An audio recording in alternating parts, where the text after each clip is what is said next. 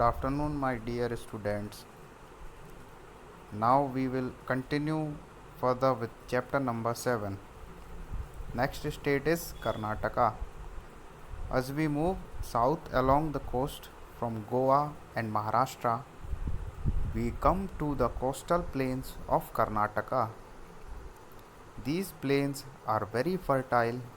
The New Mangaluru port is the only major seaport situated in Karnataka. So, Karnataka is the very fertile plains, and the New Mangaluru port is the only major seaport situated in Karnataka state.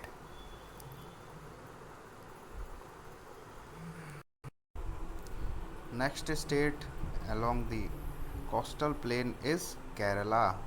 Thiruvananthapuram is the capital of Kerala. It was the first state in India which achieved 100% of literacy. So, in the Kerala state is the only state and the first state of India which achieved 100% of literacy. Means the people of this state is 100% lit, uh, 100% educated, and Thiruvananthapuram is the capital of Kerala. The main crops of the Kerala states are rice, coffee, etc. The highest peak of peninsular India, the Anamadi, is in Kerala, or Anai is in Kerala.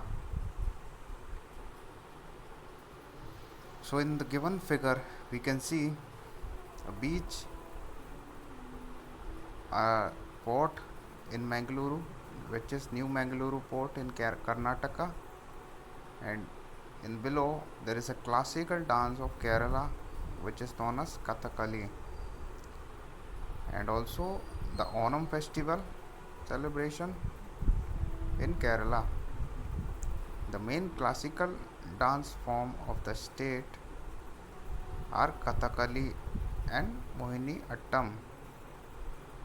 So these are two classical dance which are performed in the state of Kerala, that is Kathakali and Mohini Attam. The most important festival of the state is Onam.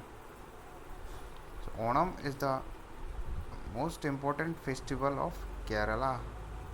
During this festival of Onam, snake boat race are held. Malayalam and English are spoken by the people of Kerala.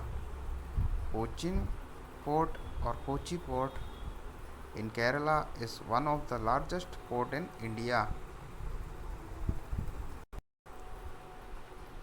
As Kathakali and Mohiniyattam is the classical dance of the state, and the important festival is Onam.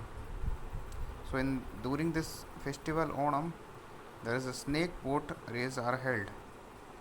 English and Malayalam are the main languages which are spoken by the people of Kerala. Kochi port in Kerala is the one of the largest port in India. Next is Puducherry and Tamil Nadu. Puducherry lies in the south of Tamil Nadu. It is a union territory with Pondicherry as its capital. It has its own elected government. The Aurobindo Ashram is also situated in Pondicherry. So the Puducherry and Tamil Nadu are the states which comes under southern plains, coastal plains. Puducherry is the union territory which is governed directly by central government, which means Puducherry doesn't have a state government.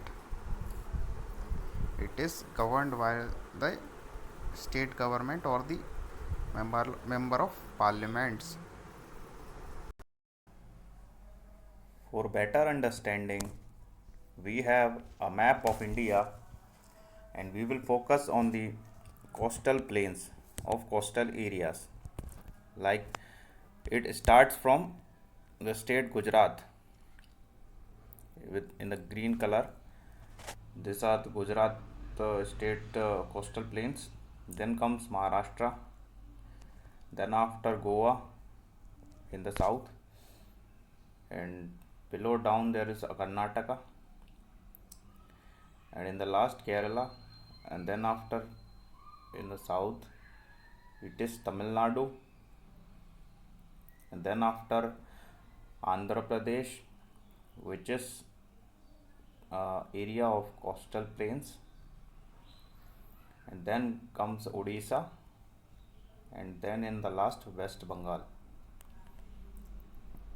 So these are those states which lies under the coastal plains of coastal area of India.